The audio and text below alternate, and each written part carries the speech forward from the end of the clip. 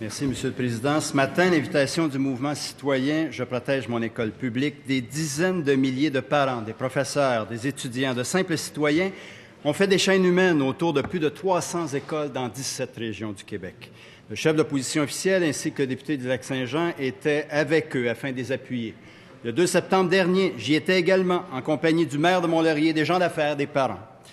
Comme père et mère de famille, nous avons un message clair pour ce gouvernement. C'est assez d'être indifférent de ce qui se passe dans les écoles, de couper. Réinvestissez, M. le ministre. Ce que les Québécois veulent, c'est que ce gouvernement les écoute, qu'il se soucie vraiment des services aux jeunes, qu'il voit l'éducation comme autre chose qu'une colonne de chiffres.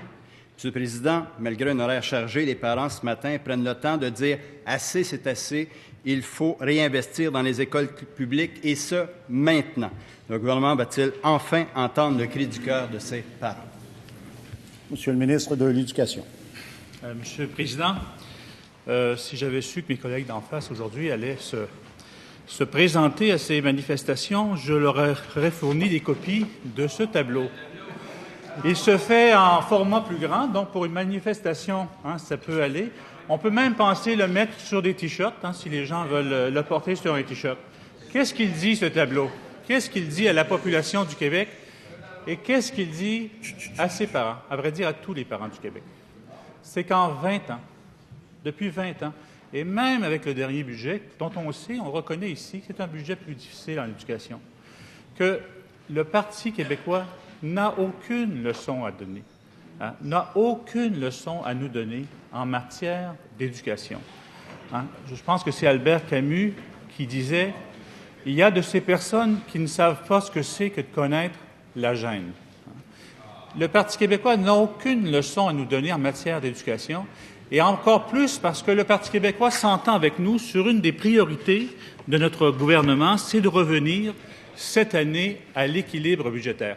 Et pour revenir à l'équilibre budgétaire, ici, tous ceux qui sont ici doivent faire un effort. Je pense que nos collègues doivent assumer leur... Première complémentaire, Madame la députée de Duplessis.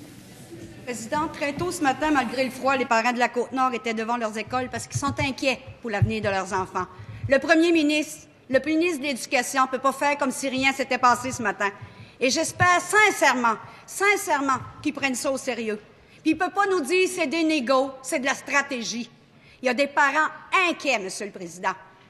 Est-ce que le premier ministre peut prendre ça au sérieux et nous dire en cette Chambre que les coupes en éducation, c'est terminé, puis que l'éducation, c'est la priorité au Québec? Monsieur le ministre de l'Éducation.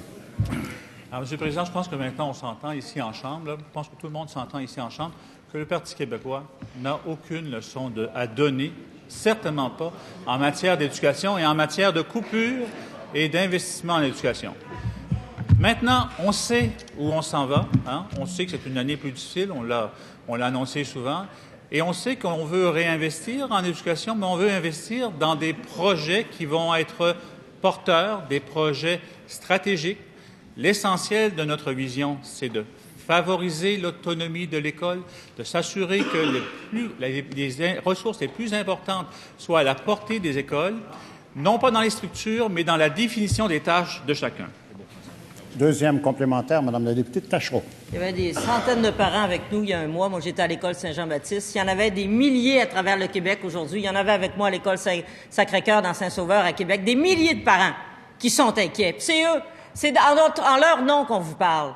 Lorsque vous justifiez vos coupes draconiennes dans les services aux écoles, vous dites que c'est pour l'avenir des jeunes.